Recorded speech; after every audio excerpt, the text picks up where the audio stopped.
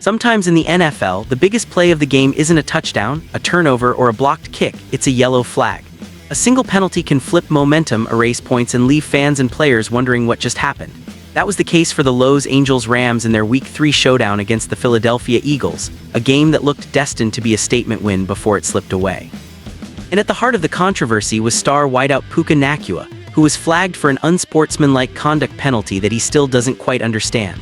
Before I tell you everything, make sure to hit the like button, drop a comment down below, and subscribe to the channel so we can keep growing and bringing you the hottest news from your team. The play came midway through the third quarter.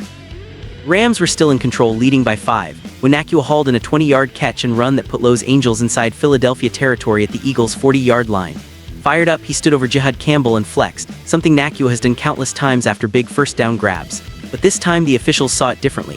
15-yard taunting penalty wiped away the momentum, sent the Rams back to their own 45, and changed the entire complexion of the drive.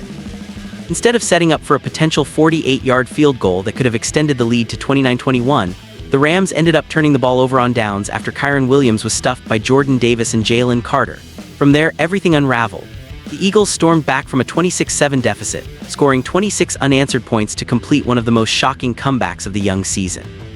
The Rams, who had looked dominant for most of the afternoon, walked away stunned with a 33-26 loss. And while plenty went wrong in the second half, it's hard not to look back at Nacua's penalty as the turning point. After the game, Nacua admitted he was surprised by the flag. They said it was the flexing, he explained. It's something I've kind of done on all the first downs. I didn't feel like that one was any different on my end. For context, this was only the 8th accepted penalty of Nacua's 3-year career, and the very first taunting foul he's ever received.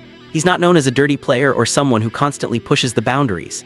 In fact, outside of an ejection last season in Seattle for throwing a punch in overtime, Nacua has been one of the more disciplined receivers in the league. What made the call sting even more for Nacua and the Rams was the inconsistency. On Philadelphia's final drive, A.J. Brown made a massive third-down catch deep in Eagles territory, then celebrated emphatically with defenders nearby. No flag was thrown. To Nacua, the situations looked nearly identical.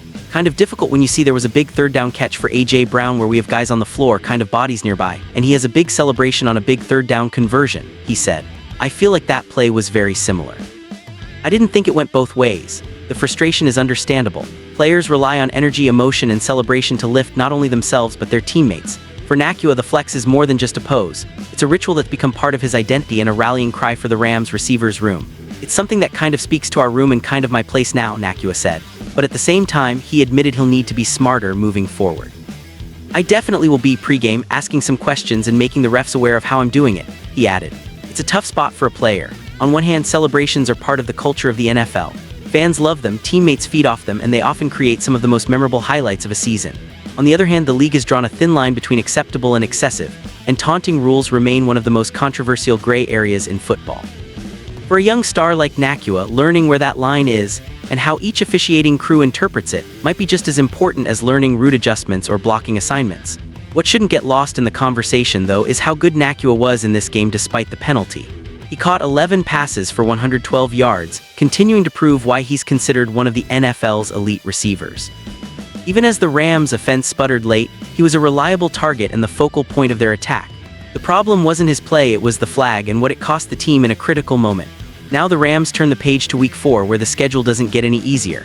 They'll host the undefeated Indianapolis Colts at SoFi Stadium, a matchup that will test whether this group can bounce back mentally from such a crushing collapse. For Nacua, it's about balancing his passion with awareness, channeling his celebrations in a way that doesn't put the team at risk while still bringing the energy that makes him such a dangerous and exciting player.